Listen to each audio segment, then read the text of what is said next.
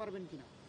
যুদ্ধের ফলে আমাদের শ্রম বাজার কিংবা রেমিটেন্সের উপরে খুব বেশি প্রভাব পড়বে না, হয়তো সাময়িক কিছুটা হতে পারে, বরঞ্চ যুদ্ধ স্টপ হলেও এগুলো পুনর্গঠনে তাদের যে ম্যান পাওয়ার লোকবল লাগবে, সেক্ষেত্রে আমি মনে করি বাংলাদেশে একটা সম্ভাবনা তৈরি হবে যে ওই সমস্ত দেশের শ্রমবাজারে নতুন করে এন্ট্রি নেওয়ার ক্ষেত্রে।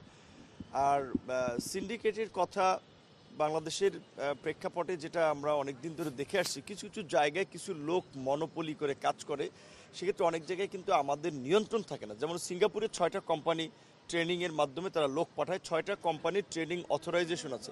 এটি কিন্তু সিঙ্গাপুর সরকার তাদেরকে অথরাইজ করেছে। এখন তারা গলা কাটা পয়সা নিচ্ছে 14 লাখ, 15 লাখ, 16 লাখ টাকা।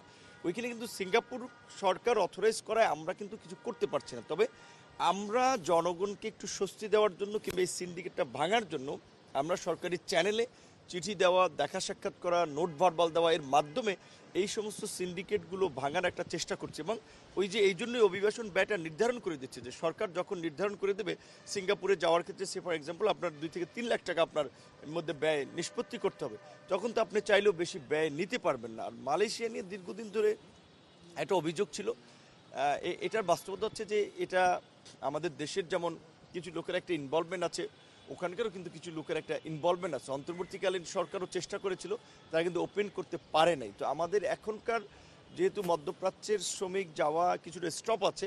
অপটিক্যাল ব্রাইটেনার, কালার গার্ড এবং ডার্ট লক সমৃদ্ধ অ্যাডভান্স ফর্মুলায় এলো নতুন রে ডিটারজেন্ট পাউডার।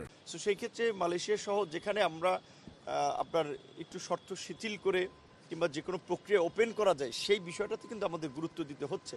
সেই ক্ষেত্রে মালয়েশিয়ার সরকারি অফিসিয়াল পর্যায়ে আলাপ আলোচনা হচ্ছে। আশা করি মালয়েশিয়া এবং ভিয়েতনামের বিষয়ে আমরা খুব শীঘ্রই একটা ইতিবাচক সাড়া পাবো, যার মাধ্যমে আমরা অন্তত এখানে একটা উল্লেখযোগ্য সংখ্যক লোক আমরা পাঠাতে পারবো।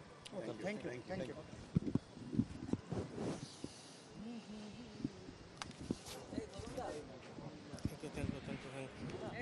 কেমন আছো? অনেকদিন পর দেখলাম আপনাকে। তুমি তো আসো না। ঠিক আছে, ওকে, থ্যাংক ইউ।